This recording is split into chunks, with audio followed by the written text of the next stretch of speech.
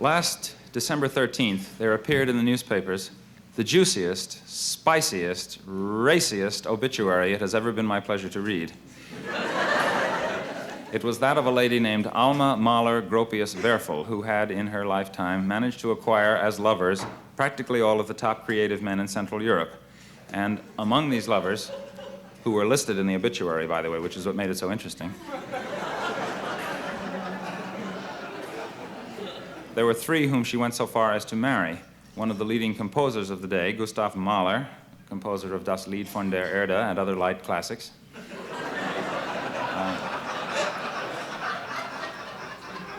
One of the leading architects, Walter Gropius, of the Bauhaus School of Design, and one of the leading writers, Franz Werfel, author of The Song of Bernadette and other masterpieces.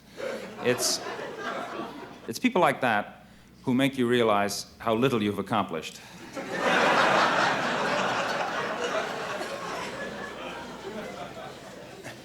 It is a sobering thought, for example, that when Mozart was my age, he had been dead for 2 years.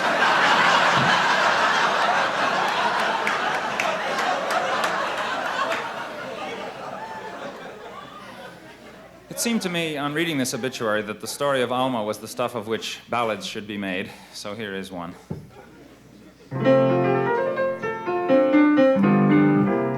The loveliest girl in Vienna was Alma, the smartest as well.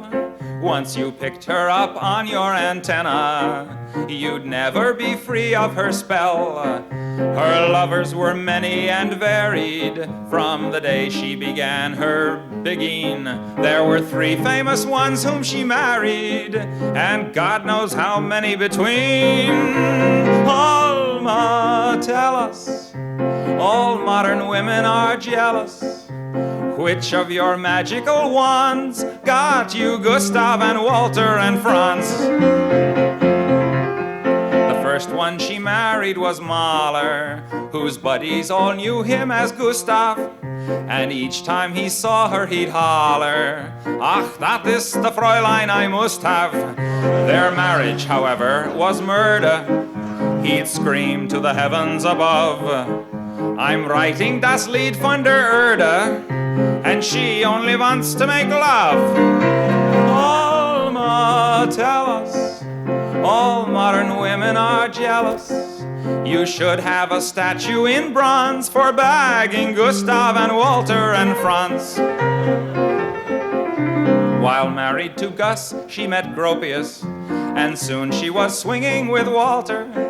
Gus died and her teardrops were copious. She cried all the way to the altar, but he would work late at the Bauhaus and only came home now and then. She said, "What am I running? A chow house? It's time to change partners again." Alma, tell us, all modern women are jealous. Though you didn't even use Pons, you got Gustav and Walter and Franz. While married to Walt, she'd met Werfel, and he too was caught in her net.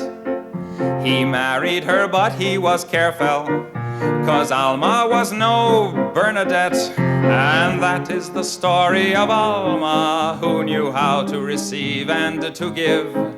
The body that reached her embalmer was one that had known how to live.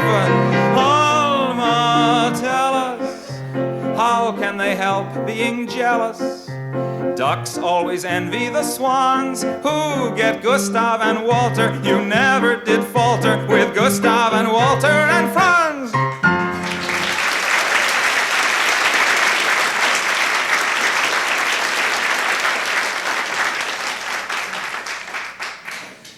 I know some people feel that marriage as an institution is dying out, but I disagree, and the point was driven home to me rather forcefully not long ago by a letter I received, which said, "Darling, I love you and I cannot live without you.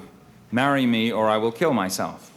Well, I was a little disturbed at that until I took another look at the envelope and saw that it was addressed to occupant.